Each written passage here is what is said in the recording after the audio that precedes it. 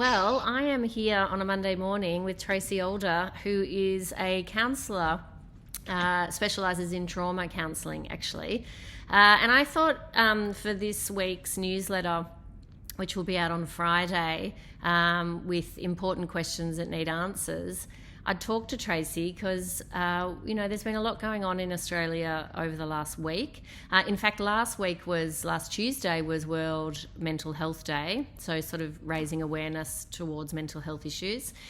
In Australia, we've had a referendum with a result that is not in line with what I wanted, and so that's been interesting. And then we're obviously seeing a lot of heaviness around the war in Israel and Gaza and the Ukraine. It's interesting because I looked up the ABS figures, Trace, and it said that only 17% of Australians have seen a health professional for their mental health. So, really, my question that needs answers for you this week, Tracey, is: does everyone need a therapist? 17%. I mean, that's startlingly low, actually.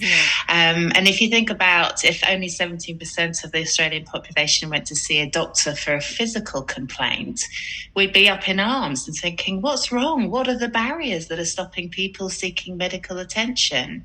So why are we not seeking attention for our mental well-being as well? I think if you have fabulous friends, a supportive family, or even great colleagues, that's terrific.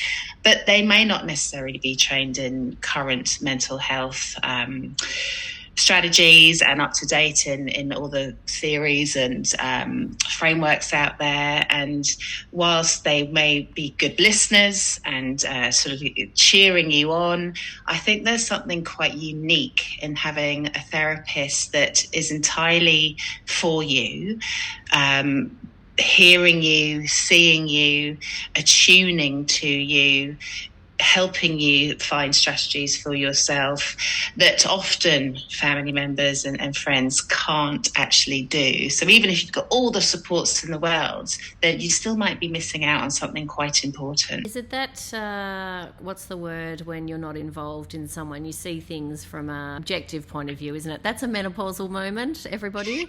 Can't even remember a word called objective. Is it that, seeing it objectively?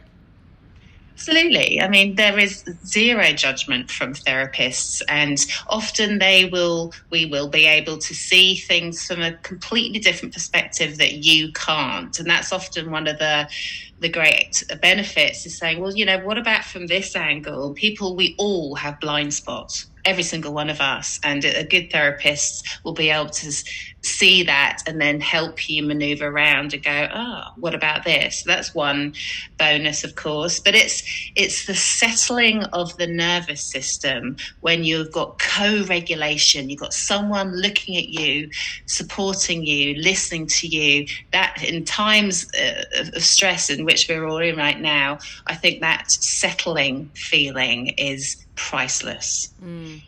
Brilliant. Thank you so much, Tracey, and thank you for answering this week's question that needs to be answered. You're very welcome, Pip. Bye-bye.